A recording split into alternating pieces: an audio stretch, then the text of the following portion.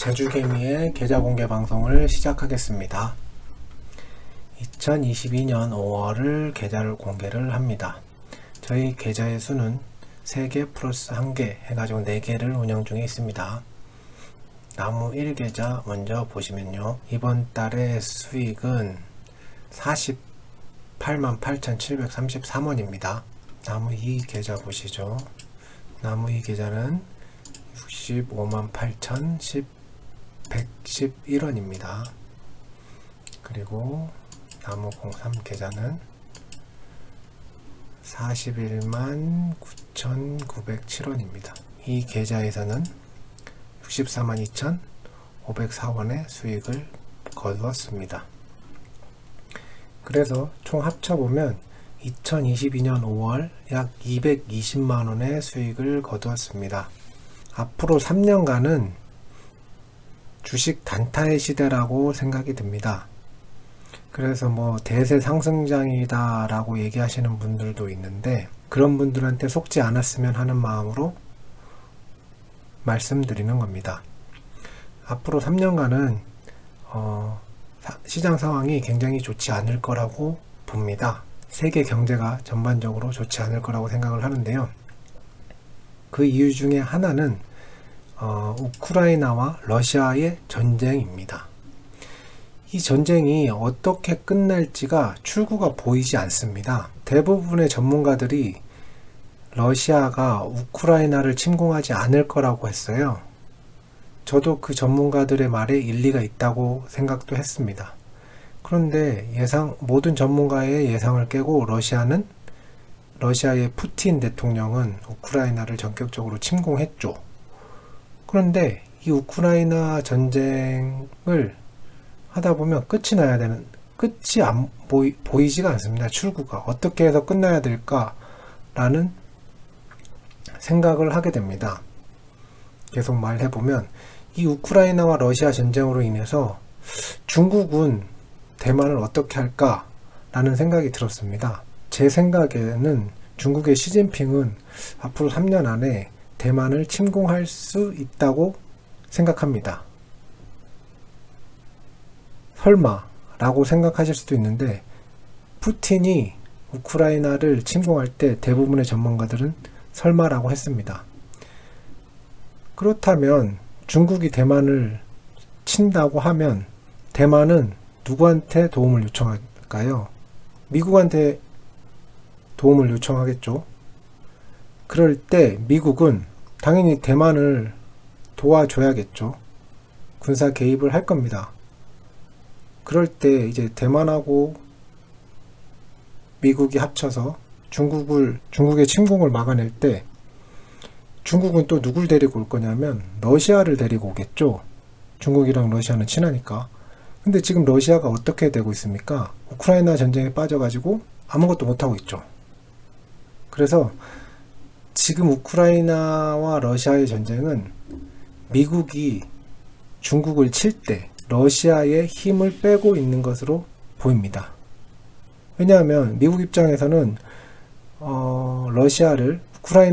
우크라이나를 이용해 가지고 거기다 묶어 놓을 수가 있는 거죠.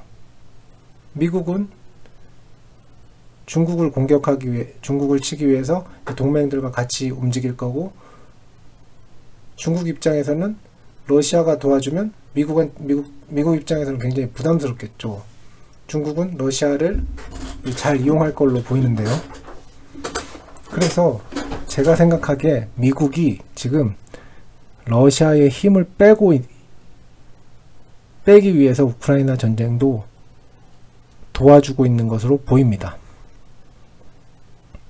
정말 근데 우크라이나나 러시아의 전쟁은 출구가 보이지 않습니다. 이게 제가 하는 말이 아니라 이 국제정치학계의 거장인 헨리 키신저라는 분이 계세요. 이분인데요, 굉장히 나이가 많으시죠. 이 헨리 키신저는 말했습니다. 리처드 닉슨이랑 제럴드 포드 시절 국무장관을 지낸 국제정치계의 거장이다. 이분이 이렇게 얘기합니다. 극복할 수 없는 격변과 긴장감을 조성하기 전에 앞으로 2달 안에 협상을 시작해야 할 필요가 있다. 그러면 현실주의적인 해법을 찾아야 한다고 강조한다. 우크라이나가 돈바스 지역 수복까지 노리게 되면 러시아를 상대로 한 새로운 차원의 전쟁이 펼쳐질 것이다 라고 경고했다. 무슨 말이냐면 지금 이 사진을 보시면 아시겠지만 여기 지역이 원래 이 지역만 이제 러시아가 실질적으로 점유하고 있었던 곳이죠. 이 크림반도는 2012년도에 했고 이 돈바스 지역에는 뭐 거의 러시아 인구가 더 많았다고 해요. 근데 이 전쟁을 하면서 러시아는 요 부분을 다 이번 전쟁에서 획득을 했죠. 러시아에서는 굉장히 큰 성과입니다. 어떻게 보면. 근데 이거를 이제 수복한 것을 현재 이 수복한 영토를 우크라이나가 다시 뺏어올 수 있을까요? 그거는 아주 거의 불가능한 일이라고 생각이 됩니다. 옳다 그르다를 떠나서 그런 현실적이지 않은 일이라고 생각이 돼요. 근데 우크라이나는 뭐라고 얘기하고 있냐면 여기 크림반도부터 이 돈바스 지역 전체를 다 수복을 해야 협상을 하겠다고 얘기를 합니다. 그럼 러시아는 그 수많은 인면폐와 경제 제재를 당하면서까지 이런 전쟁을 일으켰는데 이걸 다 내주고 물러나라고 하면 러시아 입장에서는 물러나겠습니까? 절대 물러날 수가 없죠. 근데 우크라이나 입장에서는 우크라이나 분들은 그렇게 주장을 해요. 조속한 협상 압력에 강력한 반감을 드러낸다. 러시아의 침공 이전으로 영토를 되돌린다는 전제 하에서만 휴전협정을 나설 수 있다. 볼로디미르 젤렌스키 우크라이나 대통령은 키신저의 현실적 제안에 대해서도 키신저의 달력은 1938년에 머물러 있다. 2차 세계대전 중 독일 나치를 달래려는 시도와 같다고 비판했다. 전혀 생각이 없다는 거죠. 그리고 우크라이나 국민들도 마찬가지예요. 2014년도네요. 러시아가 크림반도 합병한 게 2012년도가 아닙니다. 우크라이나는 영토 한량을 용인하기 어려울 수밖에 없다. 우크라이나 키이우 국제사회학 연구소가 지난 13일, 18일 우크라이나 국민 2,000명을 대상으로 의견을 묻는 설문조사에서 82%가 영토 포기 요구를 받아들일 수 없다 라고 합니다. 그러면 젤렌스키는 이 82%의 국민들의 의견을 무시하고 이걸 넘기고 전쟁을 끝낼 수 있을까요? 끝낼 수 없다고 저는 판단이 됩니다. 그럼 어떻게 되느냐? 러시아 입장에서는 그냥 물러날 수도 없고 우크라이나 입장에서도 이 영토를 수복하지 않는 한 협상이 없다고 합니다. 이게 어떻게 출구가 나올 수가 있나요?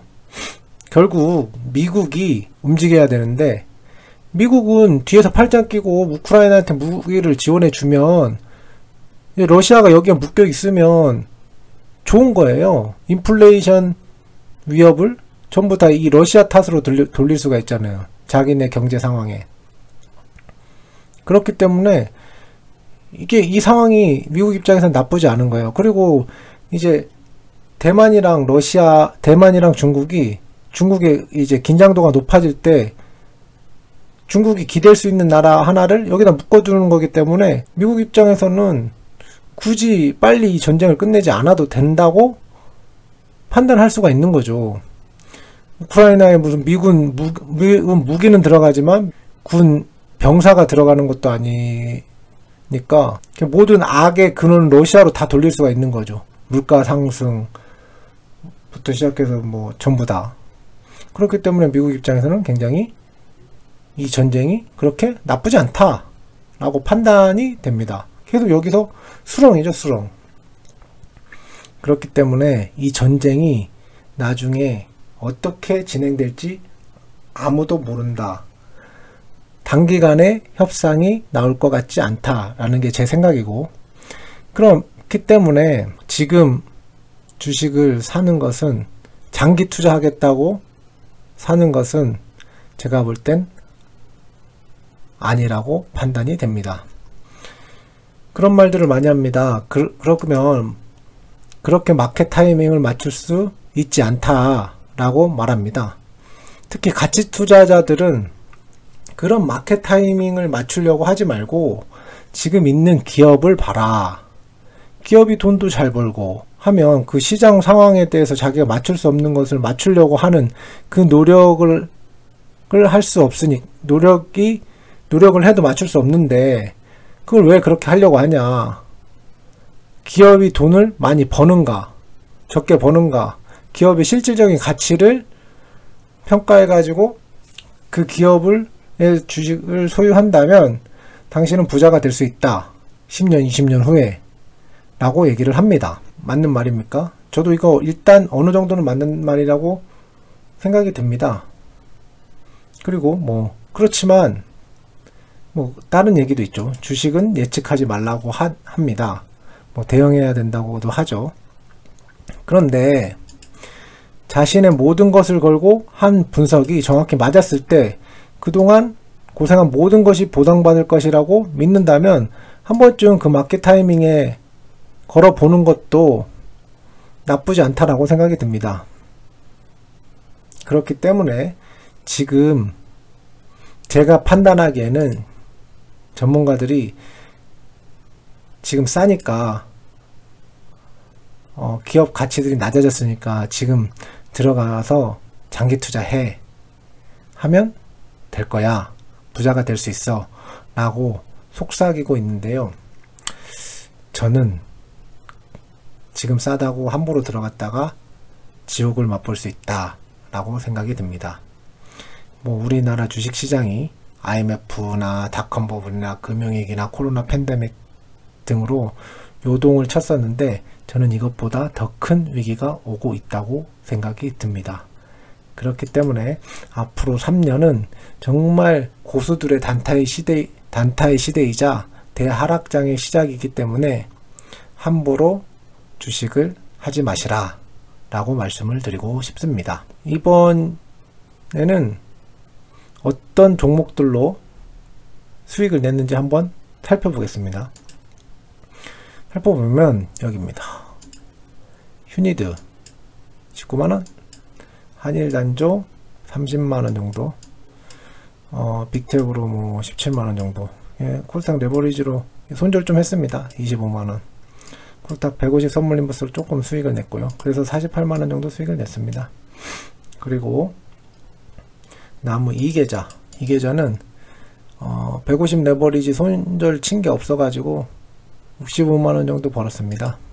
휴니드 17만원, 한일단조 33만원, 빅텍 8만원, 뭐 인버스, 코스닥 인버스 6, 7만원 정도 벌었습니다.